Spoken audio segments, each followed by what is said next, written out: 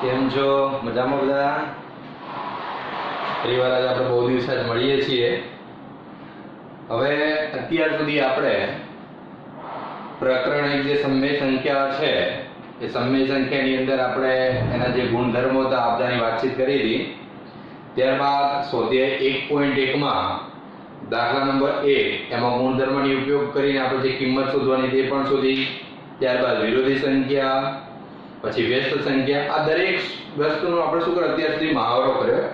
હવે આપણે છે આગળ છે દાખલા નંબર 5. દાખલા નંબર 5 આપણો છે કે નીચેથી તમને લોકો સંખ્યાઓ આપેલી છે ગુણાકારની ક્રિયામાં. તો ગુણાકારની ક્રિયામાં તમે કયા ગુણધર્મનો ઉપયોગ થાય છે એ આપણે અહીંયા જણાવવાનો છે. બરાબર? આપણે એમ કીધું છે અહીંયા તમને લોકોને સંખ્યા આપેલી છે -4 પંચમાંશ ગુણ્યા 1 બરાબર 1 ગુણ્યા -4 પંચમાંશ બરાબર -4 પંચમાંશ. આ સંખ્યા તમને લોકોને આપી છે એના આધારે તમને એમ કીધું કે તમારે કયા ગુણધર્મનો તમારે અહીંયા ઉપયોગ થાય છે. બરાબર? તો હવે એક વસ્તુ પહેલાની અંદર આપણે જોઈએ કે -4 પંચમાંશ ગુણ્યા 1 બરાબર બરાબર 1 ગુણ્યા -4 પંચમાંશ. અહીંયા બંનેમાં સંખ્યા કોણ છે? -4 પંચમાંશ છે બંનેમાં. અહીંયા પણ છે બરાબરની પેલી બાર પણ છે અહીંયા પણ. બરાબર? આ જ વસ્તુ ઉભો દાખલો અહીંયા કર્યો હોય તો પણ એ થવાનું. -4 પંચમાંશ એક સંખ્યા છે ગુણ્યા કેટલા કરવાના છે? 1. હવે આ પહેલું પદ તમારા લોકોને અહીંયા આપેલું છે -4 પંચમાંશ ગુણ્યા 1. બરાબર? એ પહેલા પદની અંદર -4 પંચમાંશ એક સભ્ય છે અને બીજો સભ્ય કોણ છે? 1 છે. બંને વચ્ચે સંબંધ કયો છે? તો કે ગુણાકારનો છે. શાનો સંબંધ છે? ગુણાકારનો સંબંધ છે. એ જ પ્રમાણે બરાબર એટલે આના સરખા જેવડું. તો એમાં તમે એક આગળ લીધો છે ગુણ્યા -4 પંચમાંશ ક્યાં છે? તમારા પાછળ છે. બરાબર? એક ક્યાં છે? આગળ છે અને ગુણ્યા -4 પંચમાંશ ક્યાં છે? પાછળ છે. હવે અહીંયા ક્રમમાં તો ભલે ફેરફાર થઈ ગયો. આની અંદર બી એક આપેલો છે અને 4 પંચમાંશ આપેલો છે. આમાં પણ બંને સભ્યો છે તમારા. 4 પંચમાંશ ગુણ્યા 1 બરાબર છે 1 ગુણ્યા -4 પંચમાંશ. બંનેમાં સભ્ય કેવા છે? સરખા. અને એના બરાબર તમને લોકોને શું કીધું છે? -4 પંચમાંશ. તો આપણે લોકોને લખાયું હતું તમને લોકોને સરવાળા માટેનો તટસ્થ જે ઘટક કીધો તો ગુણાકાર માટેનો તટસ્થ સંખ્યા જે તમને કીધી હતી. બરાબર? સરવાળા માટેની તટસ્થ સંખ્યા કઈ હોય? તો સરવાળા માટે કઈ આવે? 0.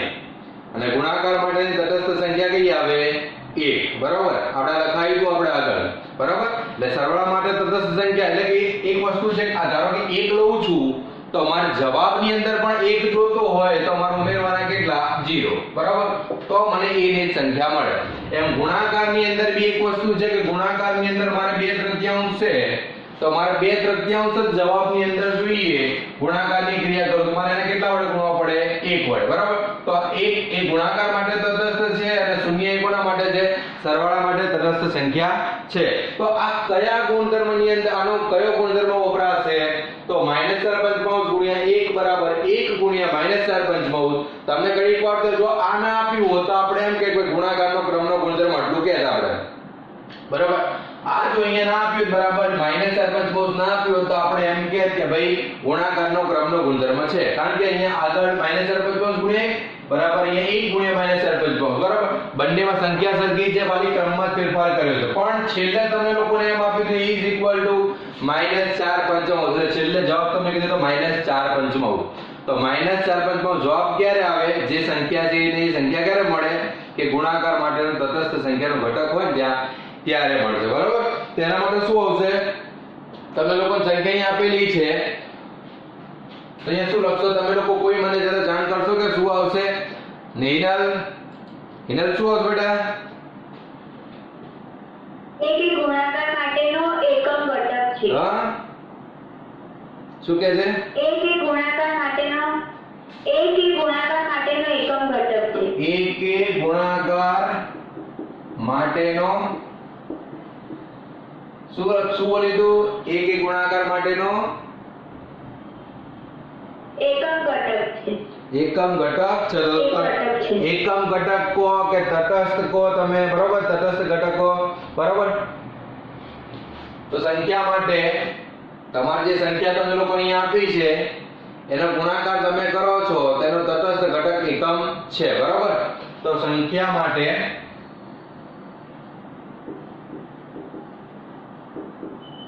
સંખ્યા માટે તમે ક્રિયા કઈ કરી છે તો ગુણાકારની ક્રિયા કરી છે બરાબર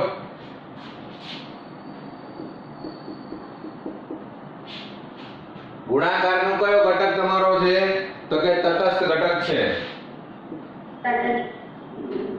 તટસ્થ ઘટક છે અથવા તો તટસ્થ એકમ છે બરાબર અહીંયા તમને લોકોને અહીંયા કીધું કે સંખ્યા માટે ગુણાકાર એ શું છે તટસ્થ ઘટક છે અહીંયા તમને લોકોને જે સંખ્યા આપી છે બરાબર જે સંખ્યા તમને લોકોને આપી છે એની અંદર ગુણાકાર માટેનો તટસ્થ ઘટક એટલે કોણ છે તમારો 1 છે ઓકે હવે બીજું છે અહીંયા હવે બીજાની અંદર જોઈએ આપણે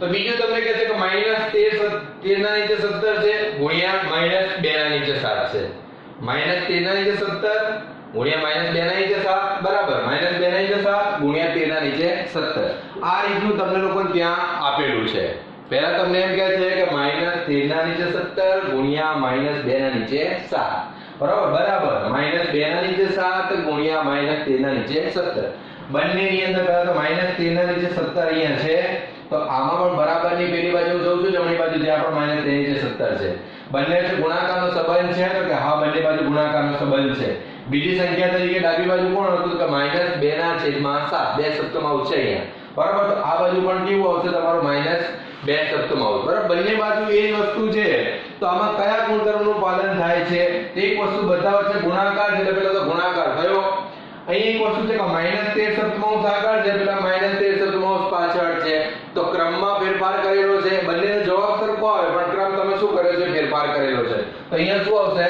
ગુણાકારનો ક્રમનો ગુણધર્મ ગુણાકારનો ક્રમનો ગુણધર્મ બરાબર આટલું તમારે એને જોવાનું છે એટલે અહીંયા ગુણાકારનો ક્રમનો ગુણધર્મ આપણે વાપરેલો છે હવે આગળ છે અહીંયા -19 ગુણ્યા 29 ના છેદમાં -19 -19 છેદમાં 29 ગુણ્યા 29 ના છેદમાં -19 તો હવે અહીંયા તમે કયો ગુણધર્મ તમે વાપરશો તો હવે કયો ગુણધર્મ અહીંયા વાપરશો તમે એમ કહો મને કોઈને ખ્યાલ આવે છે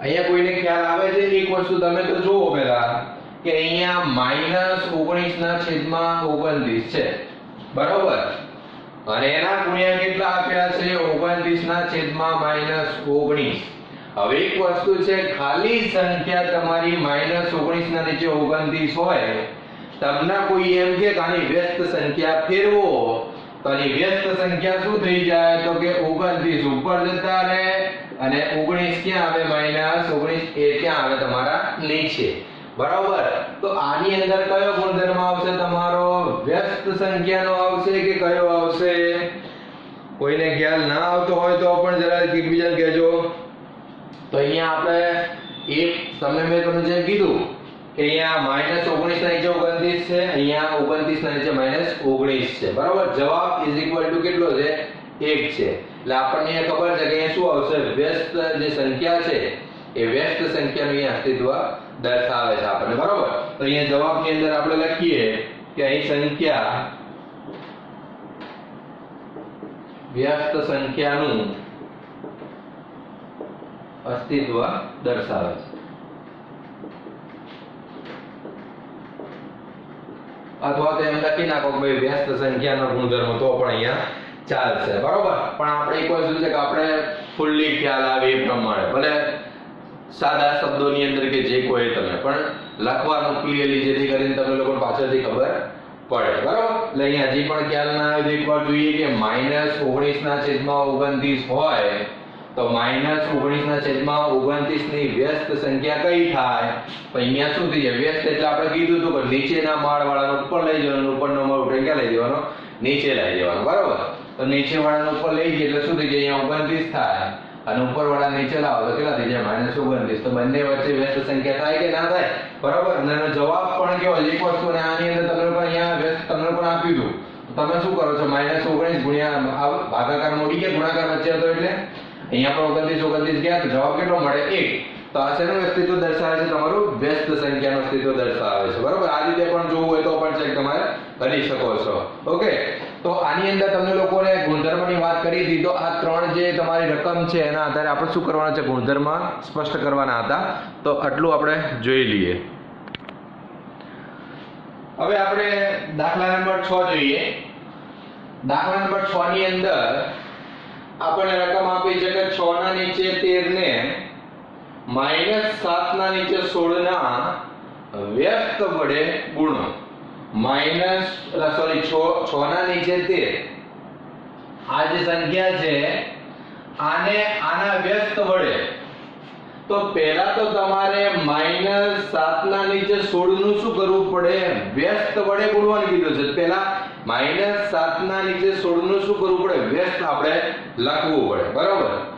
તો અહીંયા પહેલા -7 ના નીચે 16 નો વ્યસ્ત પહેલા તો શું થાય? તો -7 ના નીચે 16 નો વ્યસ્ત શું થશે? તો એટલું ધ્યાનમાં રાખવાનું કે નીચેના માળવાળો હોય અને ઉપરના માળ ઉપર લઈ જવાનો, ઉપરના માળવાળો હોય અને ક્યાં લઈ જવાનો? નીચેના માળમાં લઈ જવાનો, બરાબર? તો 16 ઉપર જતા રહ્યા અને 7 ક્યાં આવતા? નીચે રહ્યા. આગળ નિશાની જે હોય એની એમ જ રહેવા દેવાની, બરાબર? એમાં કોઈ ફેરફાર કરવાની નહીં, બરાબર? એટલે -7 ના નીચે 16 નો વ્યસ્ત શું થશે તમારો? તો -16 ના નીચે શું થશે તમારું? 7 થશે. ઓકે, હવે તમને લોકોને એમ કીધું છે કે 6 ના નીચે 13 ને આનો વ્યસ્ત શું મળ્યો આપણને? -16 ના નીચે 7 મળે. એના વડે આપણે ગુણવાનું છે. તો હવે માંગ્યા મુજબ આપણે જોઈએ, માંગ્યા મુજબ કરીએ આપણે. આ માંગ્યા મુજબ તો ખાલી એક તમને લોકોને શેના માટે કે અહીંયા કીધું છે ને એટલા માટે, બાકી ડાયરેક્ટ કરી નાખું તો પણ કોઈ પ્રોબ્લેમ છે નહીં, બરાબર? તો હવે આપણને જે માંગ્યું હતું આપણને શું કીધું હતું? તો કે 6 ના નીચે 13 ને, બરાબર, કોના વડે? તો આ સંખ્યાના વ્યસ્ત વડે ગુણો. તો આ સંખ્યાનો વ્યસ્ત શું થઈ ગયો? તો -16 ના નીચે 7 થઈ ગયો, બરાબર? હવે એના વડે શું કીધું હતું? ગુણવાનું. તો વચ્ચે શું કીધું? નિશાની ગુણાકારની મૂકી દીધી. હવે આપણે ગુણાકારની નિશાની આપણે તો હવે શું કરીશું? બોલો. હવે આપણે કરવાનું શું? અહીંયા નિશાનીમાં કોઈ ભૂલચૂક છે એવું કશું છે નહીં ને? હોય તો બી કહેજો, બરાબર? અહીંયા કોઈ નિશાનીમાં આપણી ભૂલચૂક છે નહીં, બરાબર? જે છે પ્રમાણે તો પેલા 6 ના નીચે 13 છે અહીંયા, એને આના વ્યસ્ત વડે ગુણવાનું છે. તો આનો વ્યસ્ત શું થઈ ગયો? તો -16 ના નીચે 7 થયો, બરાબર? એના વડે ગુણવાનું કીધું તો આપણે ગુણીએ છીએ. હવે એક વસ્તુ છે કે આ બંને અપૂર્ણાંક સંખ્યાઓ તમને લોકોને અહીંયા આપેલી છે. આપણે કીધું જ્યારે અપૂર્ણાંકોનો ગુણાકાર હોય તો શું કરવાનો? અંશનો ગુણાકાર કરવાનો છે, છેદનો ગુણાકાર કરવાનો. ઓકે, હવે એક વસ્તુ પહેલા તો છે અહીંયા આની નિશાની અહીંયા કઈ આપેલી નથી તો પ્લસ થવાના. તો આ પ્લસ માઈનસ શું થઈ જાય? માઈનસ થઈ જાય, બરાબર? પ્લસ માઈનસ શું આવશે? નિશાની માઈનસ થશે. છેદ ઉડતા હોય તો ક્યાં પેલા ઉડાડી દેવાના.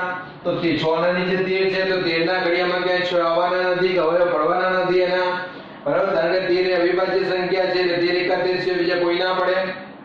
નીચે અહીંયા પણ 7 છે ભાગાકારમાં, તો 7 ને બી 16 વડે પણ ના ચાલે કે 7 ને 6 વડે પણ ના ચાલે, કારણ કે નીચે 7 પણ કઈ સંખ્યા છે? અવિભાજ્ય સંખ્યા છે, એટલે એનો પણ ભાગ ના ચાલે.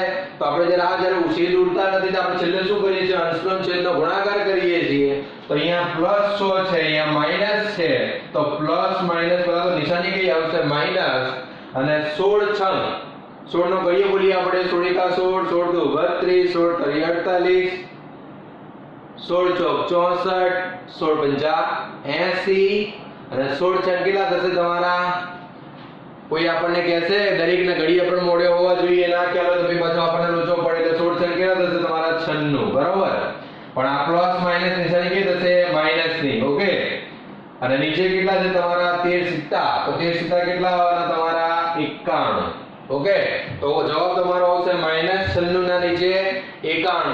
ફરી એકવાર દાખલાની અંદર જોઈએ. આપણને દાખલામાં એમ કીધું છે કે 6 ના નીચે 13 ને -7 ના નીચે 16 ના વ્યસ્ત વડે ગુણો, બરાબર? તો પહેલા તો એક વસ્તુ છે કે આને તમારે ગુણવાના છે, પણ કોના વડે? તો કે આના વડે. હવે એના વડે ગુણવાના છે પણ એનો કેવો કીધો છે? તો કે વ્યસ્ત કીધો છે. તો આપણે પહેલા -7 ના નીચે 16 ના વ્યસ્ત કરવો પડે. તો -7 ના નીચે 16 છે તો એનો વ્યસ્ત કરીએ આપણે. તો -7 ના નીચે 16 નો વ્યસ્ત શું થાય? તો મેં તમને કીધું નીચેના માળવાળો ઉપર, ઉપરના માળવાળો નીચે, બરાબર? તો અહીંયા -7 ના નીચે 16 નો વ્યસ્ત કર્યો તો 7 ક્યાં ગયા? ઉપરના બદલાઈ ગયા નીચે, અને 16 નીચે થઈ ગયા ઉપર. નિશાની એઝ ઇટ ઇઝ જ્યાં હોય ત્યાં. ઓકે, તો -7 ના નીચે 16 નો વ્યસ્ત શું આવી ગયો? -16 ના નીચે 7. હવે વ્યસ્ત સંખ્યા તમને મળી ગઈ અને કોના જોડે ગુણવાની હતી? તો કે 6 ના નીચે 13 વડે, બરાબર? તો હવે માંગે એને જે પ્રમાણ કીધું તે પ્રમાણે આપણે કરીએ છીએ, એટલે કે માંગ્યા મુજબ હવે અહીંયા પેલા 16 ના નીચે 13 છે એનો ગુણાકાર વ્યસ્ત જોડે કરવાનો તો ગુણ્યા કોના જોડે વ્યસ્ત જોડે કરવાનો તો આ સંખ્યા જોડે તો -16 ના છેદમાં 7 એના વડે આપણે એનો ગુણાકાર કરીએ હવે નીચે 13 અને 7 બંનેમાં નીચે ભાગાકારમાં સંખ્યા છે 13 વડે ઉપરના 6 ને પણ ના ચાલે કે 13 વડે 16 ને પણ ના ચાલે બરાબર 13 અવિભાજ્ય સંખ્યા છે એટલે 13 એકા 13 સિવાય બીજો કોઈનો અવયવ પડવાનો નથી બરાબર તો આપણે 13 વડે નથી તો 7 વડે બી ઉપરના કોઈ પણ સભ્ય જો ચાલતો નથી તો જ્યારે અવયવ કોઈ પડતા નથી તમારા ભાગ ચાલતો નથી તો આપણે શું કરીએ છેલ્લે અપૂર્ણાંકની જે ગુણાકાર આપેલો છે તો આપણે શું કરીએ અંશનો અને છેદનો ગુણાકાર કરી દઈએ તો અહીંયા 6 ગુણ્યા 16 કર્યા પણ પ્લસ માઈનસ આવી ગયા તો 16 સંકેલા થઈ ગયા 96 નીચે 13 સીધા સીધા થઈ ગયા તમારા 51 તો આ પ્રમાણે આપણે શું કરવાનું કોઈ બી આપેલી સંખ્યાનો વ્યસ્તનો ગુણાકાર કરવાનો રહેશે દાખલા નંબર 8 શું 8 9 એ -1 નો વ્યસ્ત છે કેમ અથવા કેમ નહીં એટલું ધ્યાનમાં રાખીએ પહેલા તો તમને કીધું 8 9 એ -1 નો વ્યસ્ત છે તો પહેલા તો તમે કહો છો ધ્યાન રાખો કે -8 9 જે છે તો 8 9 નો વ્યસ્ત પહેલા તો તમે લખી નાખો તો 8 9 નો વ્યસ્ત શું થાય તો 9 ના છેદમાં કેટલા થાય 8 બરાબર 8 9 નો વ્યસ્ત શું થશે 9 ના છેદમાં 8 આટલું ધ્યાનમાં લીધું પહેલા આપણે હવે આ વસ્તુ છે કે 8 9 નો વ્યસ્ત તમારો 9 ના છેદમાં 8 થયું પછી એક વસ્તુ છે કે હવે આ ધ્યાનમાં રાખજો કે જ્યારે અંશ કરતા છેદ નાનો હોય તો છેદ કરતા અંશ મોટો હોય તો આ અશુદ્ધ અપૂર્ણાંકો તમારા બરાબર શુદ્ધ અપૂર્ણાંક અને અશુદ્ધ અપૂર્ણાંક જે બે આવે ને એની અંદર અશુદ્ધ અપૂર્ણાંક હોય જ્યારે છેદ કરતા અંશ જો તમારો મોટો હોય અથવા તો અંશ કરતા છેદ તમારો નાનો હોય ત્યારે કયું તમારો અશુદ્ધ અપૂર્ણાંક હવે આ અશુદ્ધ અપૂર્ણાંકને આપણે શેમાં ફેરવી દઈએ તો મિશ્ર સંખ્યામાં તમે ફેરવીને જોઈ લો તો આને હું મિશ્ર સંખ્યામાં ફેરવું અહીંયાથી આમ બરાબર અથવા તો અહીંયા નીચે લખું ભાઈ ચલો કે 9 અષ્ટનો ને મિશ્ર સંખ્યામાં ફેરવતા બરાબર તો મિશ્ર સંખ્યાની અંદર હું ફેરવું જ્યારે એને તો આ શું થશે કે 9 ના છેદમાં 8 છે આપણે એક વખત કાયદે ભાગાકાર કરીને આપણે બતાવી દઈએ અહીંયા કે 9 ભાગ્યા 8 કરીએ આપણે બરાબર તો પેલા 8 વડે ચલાવીએ તો 8 એકા 8 બરાબર 9 માંથી 8 ગયા કેટલા વધ્યા 1 હવે આપણને એ તો ખબર છે જેના વડે આપણે ભાગીએ છીએ એને ક્યાં મૂકવાના નીચે એટલે 8 ક્યાં આવે નીચે આ ક્યાં હોય તમારા આગળના ભાગમાં હોય બરાબર તો આને આગળના મૂકે આ 1 અને આ જે શેષ વધે ક્યાં હોય તમારી ઉપર બરાબર એટલે 1 અક્ષમાંશ અહીંયા તમને લોકોને મળે છે પણ એક વસ્તુ ધ્યાનમાં રાખવી સાદી રીતે પણ શીખવાડ દઉં તમને લોકોને અહીંયા 8 છે તો અહીંયા નીચે 8 મૂકી દેવાનો 8 નો ઘડીએ બોલવાનો તો 8 એકા 8 દુ 16 વધી જાય છે 9 કરતા 16 વધી જાય છે તો 8 એકા 8 કર્યા હવે 8 ની અંદર હું કેટલા ઉમેર્યું તો 9 થાય તેની અંદર મેં કેટલા ઉમેર્યા 1 તો મારે કેટલા થઈ ગયા ત્યાં 9 થઈ ગયા બરાબર એટલે આ પ્રમાણે પણ તમે શું કરો છો મિશ્ર સંખ્યાની અંદર ફેરવી શકો છો હવે તમે 8 9 ને તમે મિશ્રમાં ફેરવો છો તો 8 9 ને મિશ્રમાં ફેરવો તો આપણને કેટલા મળ્યા 1 અષ્ટમાંશ અને તમને લોકોને શું કીધું હતું કે 8 9 છે -1 અષ્ટમાંશ નો વ્યાસ છે તો શું આ બંને સરખા મળે છે સંખ્યા સરખી મળે છે પણ નિશાની સરખી છે નહીં બરોબર તો આ બંને શું કહેવાય તમારે એકબીજાના વ્યસ્ત છે એવું કહેવાય નહીં બરોબર આટલું ધ્યાનમાં રાખજો એટલા માટે મેં આખી રીત કરીને તમને લોકોને અહીંયા બતાવું છું તો આપણે નીચે લખીએ છીએ કે 8 9 એ બરાબર એક વસ્તુ તમારે લખવું હોય 8 9 એ -1 અષ્ટમાંશ નો વ્યસ્ત નથી બરાબર કારણ કે આ તમારું પ્લસ માં છે સંખ્યા અને આ તમારી કેવી છે માઈનસ માં છે બરાબર એક ઋણ છે અને એક ધન છે બરાબર તો પ્લસ માઈનસ તો માઈનસ એટલે આમાં તો કોઈ નિશાની કરવાની આવતી નથી પણ બંને એક વસ્તુ તમે જો આ સંખ્યા માઈનસ માં છે અને આ પ્લસ માં છે તો -1 ઇઝ નોટ ઇક્વલ ટુ શું થાય 1 થાય બરાબર એટલે બંને સરખા હોય નહીં ધારો કે અહીંયા તમે જુઓ કે -1 બરાબર 1 તો આ રીતે લખો તો બંને સરખા છે એવું ના કહેવાય બરાબર કારણ કે 1 ખરા પણ આ માઈનસ અને આ કેવા છે પ્લસ છે તો શું આવશે ડઝ નોટ ઇક્વલ ટુ આવે તમારા ઓકે તો -1 ડઝ નોટ ઇક્વલ ટુ શું આવશે 1 એટલા બંને સરખા છે નહીં ઓકે એટલે ધ્યાનમાં રાખી લેવાનું પહેલા સંખ્યાને આગે આપણે શું કરી પહેલા તો 8 9 હશે તો 8 9 હશે આપણે વ્યસ્તમાં ફેરવે તો 8 9 નો વ્યસ્ત શું થઈ ગયો તો 9 ના છેદમાં 8 હવે તમે એને વ્યસ્તમાં તો ફેરવી દીધા. હવે તમને એમ કીધું આ તો અપૂર્ણાંક છે, આપણે મિશ્ર સંખ્યામાં આપી હતી, તો આપણે પણ અહીંયા જોયું કે આ જે સંખ્યા આપી છે 9 અષ્ટમાંશ છે. 9 અષ્ટમાંશ કેવી છે? અશુદ્ધ અપૂર્ણાંક છે. કેમ?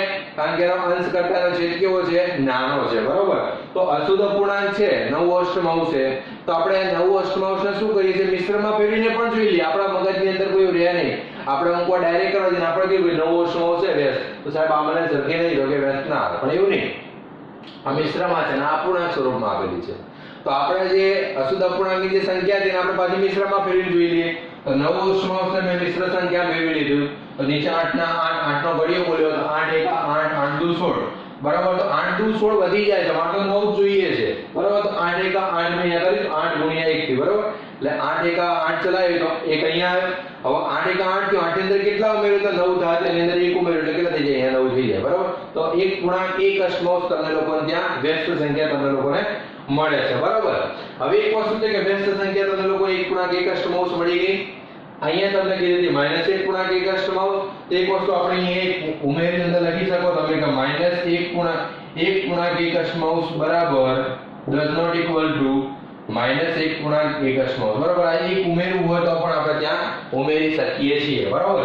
આ ઉમેરવું હોય તો ઉમેરી શકીએ આપણે, કારણ કે બંને સરખા છે નહીં. બરાબર? તો અહીંયા એક ઉમેરી દો, ચલો એટલે તમને લોકોને વાંધો ના આવે. -1 અષ્ટમાંશ બરાબર 1 અષ્ટમાંશ, તો આ બંને સરખા છે નહીં. બરાબર? તો does not equal to, તો લખી નાખીએ નીચે કે 8 નવમાંશ એ -1 અષ્ટમાંશ નો વ્યસ્ત નથી. બરાબર?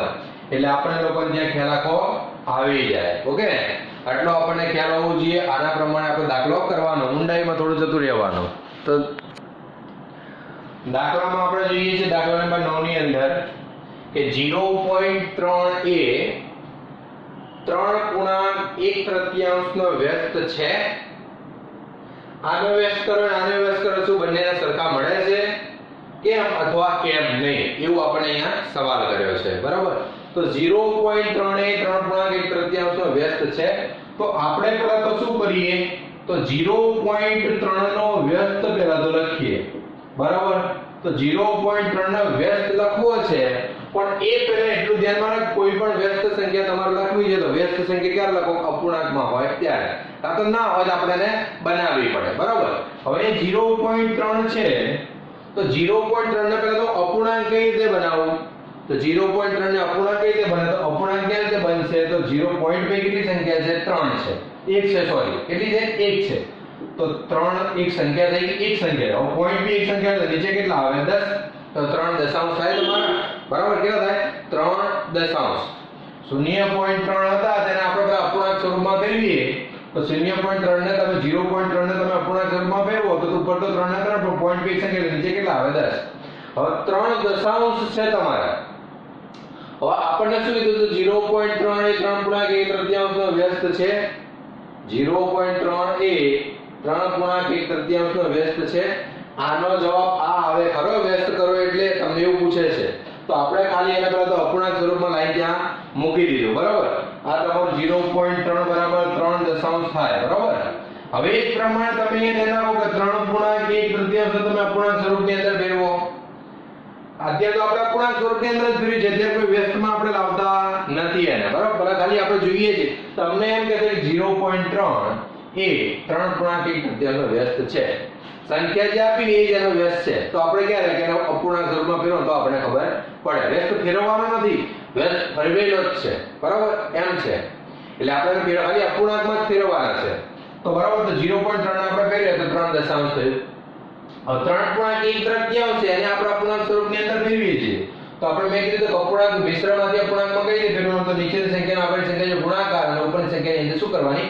ઉમેરવાની. તો નીચેની સંખ્યા 3 છે એની ગુણાકાર આગળની સંખ્યા જોડે કરવું એટલે 3 જોડે, તો 3 3 9 અને 9 ની અંદર 1 ઉમેર્યું એટલે કેટલા થઈ જાય તમારું? 10. બરાબર? તો 10 ના છેદમાં કેટલા થાય તમારા? 3 થાય. બરાબર? તો 0.3 ની અંદર અપૂર્ણાંકમાં ફેરવ્યું મેં તો 3 દશાંશ થયું અને 3.1 મેં જ્યારે અપૂર્ણાંક સ્વરૂપની અંદર ફેરવ્યું ત્યારે કેટલું થઈ ગયું? 10 તૃતીયાંશ થયું. હવે તમને એમ કીધું કે બંનેનો વ્યસ્ત છે, તો બંનેને એકબીજાનો વ્યસ્ત છે કે નહીં એ કરવું હોય તમારે. બંને એકબીજાના વ્યસ્ત છે કે નહીં તે માટે તો આપણે એક વસ્તુ છે કે વ્યસ્ત ક્યારે હોય કે તમે આપેલી સંખ્યા કરતા પેલી સંખ્યા તમે આપેલી સંખ્યા બીજી સંખ્યા જોડે ગુણો એ જ સંખ્યા જોડે વ્યસ્ત કરી લે અને જો જવાબ તમારો 1 આવે તો સમજી લેવાનું કે વ્યસ્ત સંખ્યા છે બરાબર તો અહીંયા તમારી એક સંખ્યા છે 3 દશાંશ બરાબર એનો ગુણાકાર મેં કર્યો 10 તૃતીયાંશ જોડે બરાબર 3 દશાંશ નો ગુણાકાર મેં કોણ જોડે કર્યો 10 તૃતીયાંશ જોડે તો 10 10 ગતાર્યા બરાબર 3 3 ગતાર્યા તો ખાલી કેટલા વધ્યા તમારી પાસે 1 વધ્યા બરાબર તો 3 દશાંશ ગુણ્યા 10 તૃતીયાંશ કર્યું આપણે તો ત્યાં જવાબ કેટલો મળ્યો 1 મળ્યો તો અહીંયા આપણે પછી બાજુમાં લખી નાખવાનું કે 0.3 એ 3 તૃતીયાંશ નો વ્યસ્ત છે હવે તમને આગળ એમ કીધું હતું કે છે તો કે કેમ છે કારણ કે જે બે સંખ્યાનો તમે ગુણાકાર કરો અને ગુણાકાર તમને 1 મળતો હોય તો આપણે એ બે સંખ્યા એકબીજાની વ્યસ્ત છે એવું કહેવાય આપણે લખીએ કે જ્યારે બે સંખ્યાઓનો ગુણાકાર કરતા પરિણામ 1 મળે તો તે બે સંખ્યા એકબીજાની વ્યસ્ત સંખ્યા કહેવાય બરાબર તમને લોકોને અહીંયા કીધું હતું કે શું 0.3 એ 3.1 તૃતીયાંશનો વ્યસ્ત છે કોઈ પણ એક સંખ્યાને અપૂર્ણાંકમાં ફેરવીને આપણે ચેક કરવાનું શું એનો વ્યસ્ત છે તો આપણે શું કર્યું પહેલા તો બંને જે સંખ્યા હતી એ બંને સંખ્યાને અપૂર્ણાંકની અંદર આપણે ફેરવીએ છીએ તો 0.3 ના કલાને અપૂર્ણાંકમાં ફેરવ્યું તો 0.3 છે તો 0.3 અપૂર્ણાંકમાં ફેરવ્યું તો 0.2 સંખ્યા છે નીચે કેટલા આવે 10 જો બે સંખ્યા તો નીચે 100 આવે 3 આવે તો નીચે 1000 આવે 4 આવે તો 10000 આવે બરાબર તો અહીંયા 3 ના નીચે કેટલા થઈ ગયા 10000 એ પ્રમાણે આ મિશ્ર સંખ્યા 3.1 તૃતીયાંશ હતી એને પણ મેં શું કરી દીધું છે અપૂર્ણાંકમાં ફેરવ્યું તો 3.1 તૃતીયાંશને હું અપૂર્ણાંક સ્વરૂપમાં જ્યારે ફેરવું છું તો નીચેની મિશ્રમાંથી અપૂર્ણાંકમાં ફેરવો તો નીચેની સંખ્યાનો આગળની સંખ્યા જોડે ગુણાકાર કરવાનો અને ઉપરની સંખ્યા એની અંદર શું કરી દેવાની ઉમેરી દેવાની તો 3 ગુણ્યા 3 કરે તો 3 કરી 9 અને એની અંદર 1 ઉમેર્યું તો કેટલા થઈ જાય 3 કરી 9 ને કેટલા થઈ જાય 10 તો 10 ના છેદમાં કેટલા થઈ જાય 3 તો આનું અપૂર્ણાંક સ્વરૂપ 3 ના નીચે 10 મળ્યું આનો અપૂર્ણાંક તમારો 10 ના છેદમાં 3 મળ્યું બરાબર તો આ બંને તમને લોકોને સંખ્યા મળી ગઈ હવે તમને પ્રશ્ન કર્યો કે વ્યસ્ત છે કે નહીં તો આપણે કહ્યું કે વ્યસ્ત કરવો હોય તો તમે શું કર્યું બંને એકબીજાના વ્યસ્ત છે કે નહીં એ કરવું હોય તો તમારે શું કરવું પડે જે બંને અપૂર્ણાંક સંખ્યાઓ મળી એ બંનેને એકબીજા જોડે ગુણી ચેક કરી લેવાનું જો બંને તમે ગુણો અને જવાબ તમને 1 મળે તો સમજી લેવાનું કે એ બંને સંખ્યા એકબીજાની કેવી છે વ્યસ્ત છે તો આપણે અહીંયા પણ એવું કર્યું કે આ અપૂર્ણાંક સંખ્યા પહેલા તો બંનેની શોધી લીધી અપૂર્ણાંક સંખ્યા બંનેની શોધ્યા પછી આપણે શું કરીએ છીએ તો અપૂર્ણાંક સંખ્યા બંને શોધી લીધી 3 દશાંશ અને 10 તૃતીયાંશ હવે વ્યસ્ત છે કે નહીં ચેક કરવું છે આપણે શું કરીએ છીએ ગુણાકાર કરીએ છીએ બંને વચ્ચે ગુણાકાર મૂક્યો 3 દશાંશ ગુણ્યા 10 13 તૃતીયાંશ હવે બંને ભાગાકારમાં હતા તો 10 અને વચ્ચેની સામે ગુણાકાર નહીં તો 10 10 ઘટાડ્યા 3 3 ઘટાડ્યા બરાબર अब कहीं ना વધ્યું કોણ વધ્યું એક વધ્યું जिसका कोई नहीं होता उसका कौन होता है गणित में एक होता है बराबर એટલે અહીંયા કેટલા વધ્યા એક હવે આપણને ખબર જ છે કે જ્યારે કોઈ પણ બે સંખ્યાનો ગુણાકાર કરો અને જવાબમાં 1 મળે તો એ બંને સંખ્યા એકબીજાની કઈ સંખ્યા કહેવાય વ્યસ્ત સંખ્યા કહેવાય તો આપણે અહીંયા બાજુમાં લખી નાખ્યું કે 0.3 એ 3.1 તૃતીયાંશનો વ્યસ્ત છે બંને એકબીજાના કેવા છે વ્યસ્ત છે તો કેમ છે તો આપણે એનું કારણ પણ લખી નાખ્યું કે જ્યારે બે સંખ્યાનો ગુણાકાર કરો અને પરિણામ તમને જો 1 મળે તો તે બે સંખ્યા એકબીજાની વ્યસ્ત સંખ્યા એવું કહેવાય બરાબર આ રીતે આપણે દાખલો આ પ્રમાણે કરવાનો રહેશે એટલે ઉતાવળ કર્યા વગર દાખલો કરવાનો રહેશે